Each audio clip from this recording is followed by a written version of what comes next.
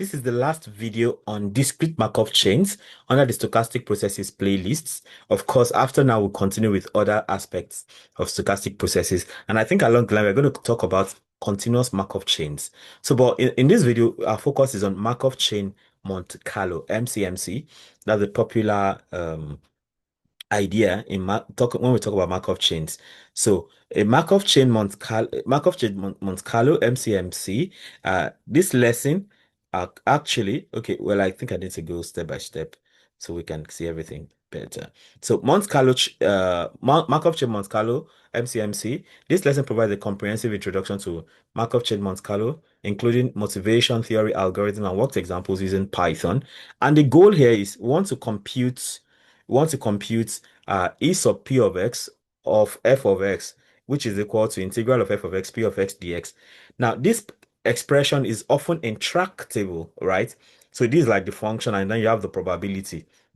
But because this can be such a difficult problem to solve, right? Then we get to use the Monte Carlo approximation if x1, x2 up to xn is approximately p of x, right? So we now say expectation of f of x is approximately 1 over n, summation from I equals 1 to n of f of xi. So like you have 1 over n into f of x1 plus f of x2 plus f of x3 up to f of xn. And the problem is we often cannot sample directly from p of x, but then we approximate p of x using some other terms. And then the solution to taking care of that is the Markov chain Monte Carlo, right? Markov chain Monte Carlo.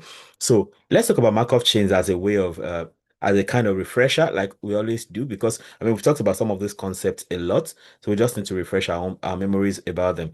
So first of all, we have a Markov chain which satisfies the Markov property that there's no memory, meaning that the probability x of t plus 1 such that x probability of getting x of t plus 1 given that there's already xt minus 1 can simply reduce probability of x of t plus 1 given x of t alone, meaning that every state before x of t is forgotten, and that is the Markov property, that the current state only the current state determines the next state. Every state before the current state doesn't matter because it is not held in memory in the Markov chains.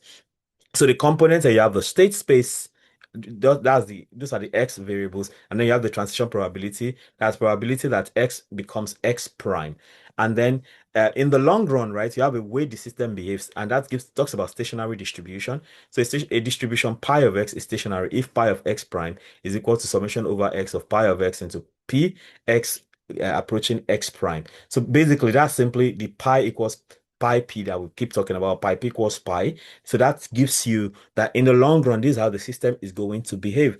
So the goal of MCMC is to construct a chain such that pi of x is simply equal to p of x. So we have the detailed balance. A sufficient condition for stationarity now is that pi of x multiplied by p as p of x going to x prime is equal to pi of x prime multiplied by p x prime going back to x, like that. So this ensures reversibility, correct target distribution. That's the detailed balance. And then that leads us to the Metropolis-Hastings algorithm. So given current state x, so you have a current state x, right? Then step one, you have to propose that x prime is approximately q of x prime given x. And then step two talks about the acceptance ratio, which is alpha equal to the minimum between 1 and px prime q of x given x prime all over p of x multiplied by q of x prime given x. So that's like the reverse under there.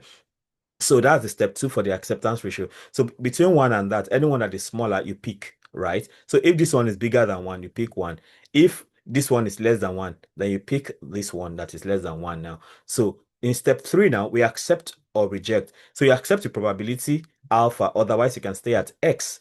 So if you accept a particular, maybe a movement from the current state x, with probability alpha, then you do it. Otherwise, if it is rejected, you stay in that x. So that can maybe end up being like some absorption kind of state, an absorbing state. But let's keep going. So we have a special case which can be symmetric.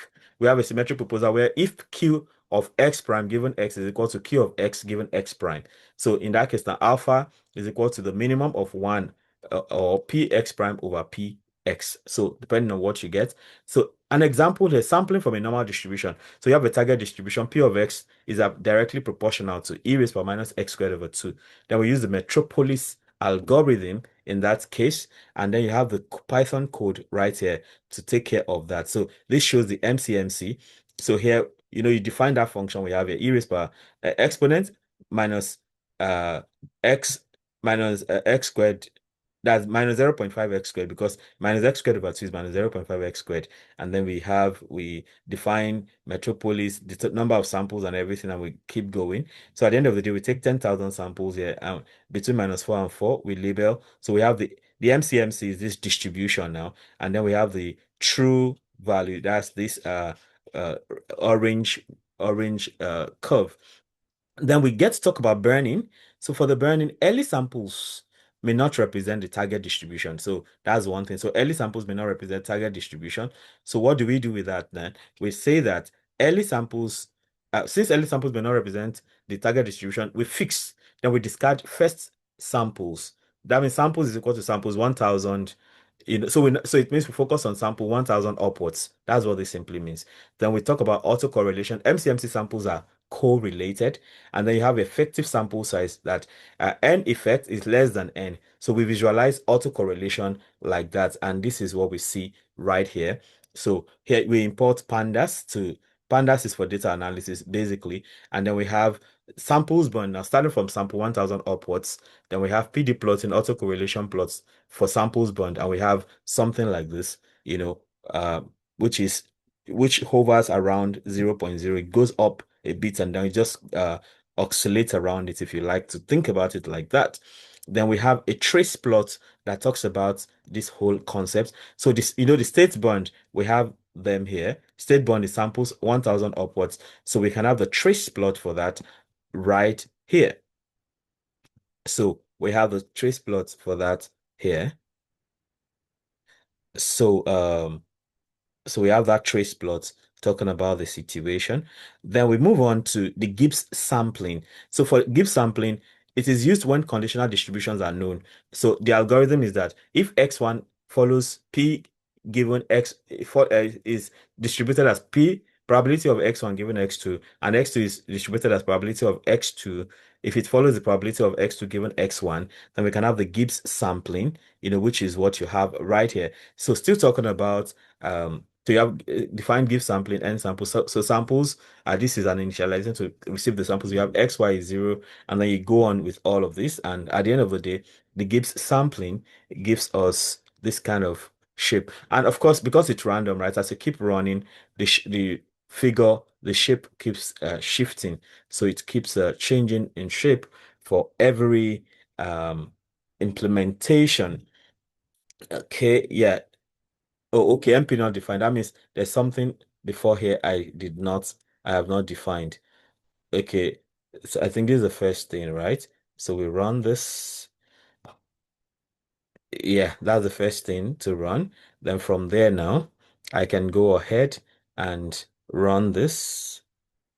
Okay, I think this is actually the one connected to that one. So with this now, if I run this, okay, I run this now, you get this, and then for here now, I can run this.